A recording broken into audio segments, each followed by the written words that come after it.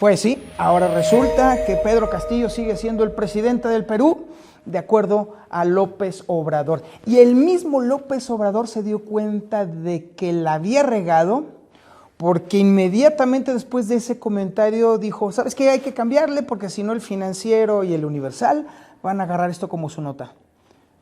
Pues no solamente el Universal y el Financiero, todos los medios de comunicación se quedaron de a 6 con esta declaración que pone de nueva cuenta en la picota internacional la diplomacia mexicana, que para efectos prácticos pues es nula, así de plano. Lo que es lamentable es que Marcelo Ebrard haya tratado de arreglar el tinglado de manera de que no dejara mal al presidente su comentario y al mismo tiempo justificar a México en el sentido de que todavía acá los mexas, bueno, no los mexas, ahí en Palacio Nacional todavía siguen considerando a un presidente depuesto constitucionalmente por su Congreso y por su partido fuera de la presidencia por claros y evidentes crímenes de corrupción. Insisto, este asunto de Pedro Castillo, el cuate del presidente, le cala duro en el zapato el propio presidente López Obrador, porque por supuesto que dentro de los búnkers políticos o los cuartos de guerra que tentativamente se dice que tiene Morena, por supuesto que se había analizado, entre muchas cosas, una posibilidad no tan dura y tan cruenta como la que está ocurriendo en este momento en Perú, pero sí una posibilidad o varias posibilidades o escenarios posibles con respecto a que el presidente López Obrador pudiera seguir siendo presidente más allá de su mandato constitucional. O puede ser que esté diciendo yo una barrabasada. Por supuesto que sí, a lo mejor estoy pensando tarugadas o podría ser como toda la gente que me quiere tanto últimamente ahí en TikTok, que me dicen que, uy, no, bueno, ¿para qué le digo que me dicen? O sea, no tiene ningún sentido. Pero le puedo decir a usted que esta constante defensa de Pedro Castillo, por supuesto que deja ver qué tanto está en el imaginario del presidente esta situación de Perú. Qué lamentable que Marcelo Ebrard haya salido con una tontería de un calibre inimaginable para defender al presidente, pero también por otro lado, también resulta fascinante cómo en México estamos tan metidos en este tema de meternos en lo que no nos llaman. Al final del día, la responsabilidad última de haber defenestrado a Pedro Castillo recae específica y estrictamente en los peruanos. Y hay que decirlo también, el presidente López Obrador decía que no éramos injerencistas. No, bueno, pues ya estamos demostrando que sí nos estamos metiendo en lo que no nos importa. Y sobre todo, no solamente en lo que no nos importa, sino también en lo que legítima y moralmente no nos incumbe. Porque aquí en México estamos teniendo problemas gravísimos, le recuerdo a usted, de seguridad. Así de sencillo. Lo que acaba de suceder allá en Guerrero, en el Duraznillo, pues obviamente se suma ya a las más de 430 masacres que han ocurrido desde que comenzó el mandato de Andrés Manuel López Obrador. 430 masacres en lo que va de este sexenio. Una masacre ya se considera así cuando más de 3 personas fallecen en un evento violento. Entonces, ante esta crisis gravísima de seguridad, o incluso también electoral, con este tema del golpe que le van a aplicar al INE, si sigue como va el tema de la discusión del plan B de López Obrador, pues mire, aquí en casa tenemos todavía temas más complicados que estar platicando. Pero déjeme decirle también que a mí me da la impresión de que también los medios de comunicación la estamos regando, porque también nosotros somos partícipes y copartícipes y corresponsables de la distracción constante de los verdaderos temas importantes. Y estarle dando tanto juego a este desliz del presidente con respecto al presidente, bueno, expresidente Castillo, no es más que estar dándole la vuelta a temas que deberían de estar siendo los que verdaderamente se pongan en la mesa nacional para discutirlos, analizarlos y sobre todo corregirlos. Pero bueno, seguimos con este tema y por supuesto que ya estoy viendo las portadas de mañana en todos los periódicos nacionales. Pero esa es otra historia. Pues ahora sí resulta que en Coahuila los pronósticos que teníamos no salieron. ¿Sí? Increíblemente, a pesar de la cargada brutal por parte de Palacio Nacional, resulta ser que Armando Guadiana va a ser el candidato de Morena a la gubernatura de Coahuila por encima de Ricardo Mejía Verdeja, actual subsecretario de Seguridad Pública Federal. Hay quienes leen esto como la entrega de la plaza al Partido Revolucionario Institucional, que es el que en este momento está gobernando Coahuila. Y parece ser, de acuerdo a muchos sondeos, que esto efectivamente podría estar pasando. De hecho, hubo varios sondeos muy interesantes, en particular uno que hizo la empresa T-Research de Carlos Pena, en la que se mostraba que el que tenía más posibilidades de competir contra el Partido Revolucionario Institucional era Ricardo Mejía Verdeja, y que en los escenarios en donde participa la figura de Armando Guadiana, pues entonces Coahuila pues se quedaba con el PRI. Esas son las mediciones, por lo menos las más serias, que están mostrando en este momento que la cosa se complica para Morena allá en Coahuila. Y déjeme decirle que cualquier paso que se quiera dar para el 2024 pasa por el 2023, en este caso Estado de México y justamente Coahuila, que son los dos bastiones electorales que juegan un peso específico para el año donde se va a jugar la mera buena, que va a ser precisamente la del 2024. Hay quienes dicen que la plaza se rindió al PRI como parte de negociaciones para impulsar modificaciones constitucionales, lo cual no se ha visto muy claramente, hay que decirlo también, por supuesto. ¿O sí? El hecho de que el PRI haya garantizado el quórum.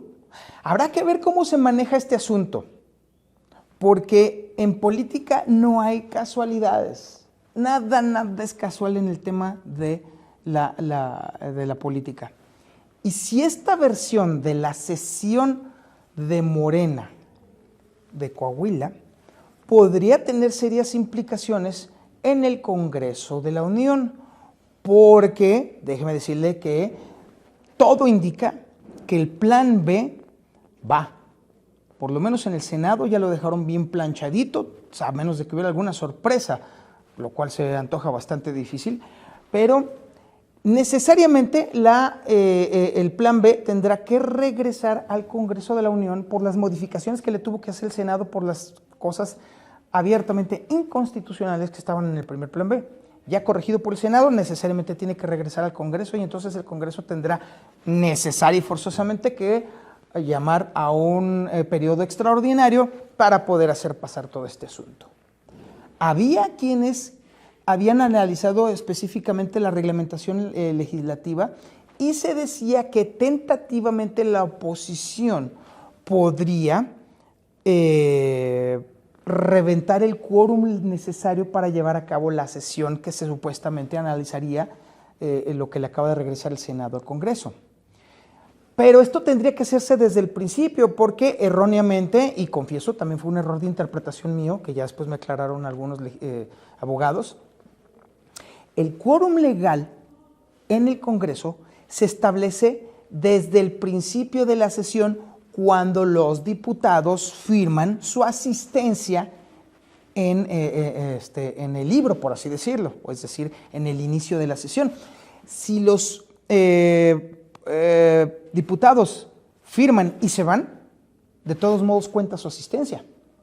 Entonces, la única forma de asegurar que no hubiera quórum sería que los diputados abiertamente no se presentaran. Pero si se presentan los diputados del PRI y garantizan que haya quórum en el Congreso, pues entonces ahora sí habría forma de que el plan B, macucho, pero plan B al final, pudiera pasar.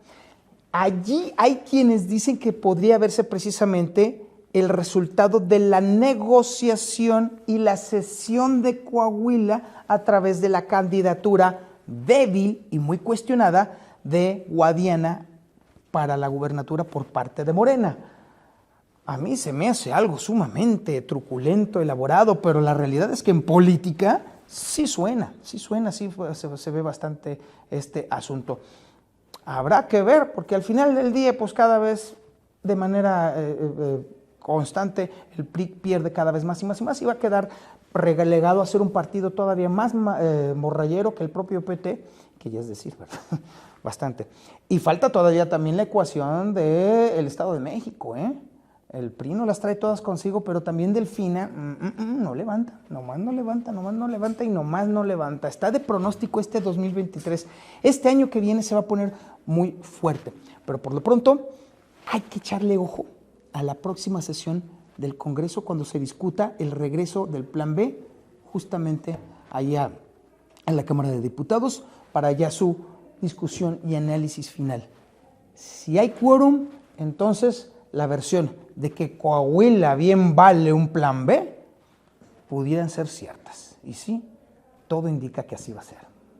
Muchas gracias por sus comentarios en TikTok y en otras redes sociales. Hay una pregunta que ha sido muy recurrente en los últimos días que me parece oportuno contestarla en este momento. ¿Por qué demonios el reportero ha decidido orientar sus contenidos más que nada hacia TikTok y utilizar esto para alimentar las otras redes sociales? Bueno, ahí les va. Obviamente un periodista siempre busca audiencia, es lo primero que debe de tener. Bueno, lo primero que debe de tener es confiabilidad, eso es cierto. Y bueno, yo no sé si espero tenerla, por supuesto que yo siempre me documento y me baso en información fidedigna y de fuentes confiables para luego después comentar con ustedes todo este tipo de cosas. Pero también se necesita audiencia. Y déjeme decirle que para llegar a TikTok y estar en TikTok ha sido un reto tremendo el cambiar y modificar mi estructura mental que llevaba de reportero de medios de comunicación convencionales o de la vieja guardia para poderlo trasladar al entorno digital y específicamente de TikTok. ¿Por qué TikTok? Pues bueno, es la red social con mayor crecimiento en México en este momento. Esa es una primera instancia, por supuesto. Ya es la segunda red social, con casi 70 millones de usuarios hasta el momento. TikTok es hoy por hoy de las que crece más y además es la segunda. Ha dejado muy detrás ya a Instagram. Y por supuesto las otras redes sociales pues también tienen sus prolegómenos en este sentido, pero sobre todo hay algo que me gusta mucho de TikTok y es que a diferencia de las otras redes sociales, su algoritmo privilegia el contenido que llama la atención y no necesariamente privilegia el número de seguidores. Y eso es bastante democrático, muy democrático. Y entonces, por ejemplo, un contenido que coincida con las búsquedas de mucha gente, aunque tengan un solo seguidor, puede funcionar y puede llevarlos. Pero sobre todo, ¿cuál es el tema? El tema radica en la obligatoriedad del cambio de la dinámica. Más democrático no se puede, más amplio no se puede, pero sobre todo al final del día esto se reduce a un tema muy interesante. Los humanos no hemos cambiado en la forma que tenemos de preferir las historias. Los primeros humanos, los primeros Homo sapiens, se juntaban alrededor del fuego para contar las historias de cacería. Hoy por hoy, los humanos seguimos haciendo exactamente lo mismo. El fuego ha cambiado, ahora se ha convertido en un teléfono. Pero al final del día seguimos buscando las historias que coinciden con nosotros, las que coinciden con nuestras aspiraciones o incluso aquellas que están en contra abiertamente de nuestras aspiraciones para poder entonces comentar e incidir en este sentido. Y eso es algo que, para eso es este video, para agradecerles a todos ustedes. El feedback que he tenido a través de TikTok no se compara en absolutamente nada con las otras redes sociales. Aquí sí, la gente es dura, es comprometida, sigue muy bien o de pronto se ponen intensos, pero todos tienen cabida en su opinión y sobre todo lo que me gusta mucho de TikTok es que la gente no tiene miedo de opinar y eso es algo increíble. Otro cambio también importante para los periodistas.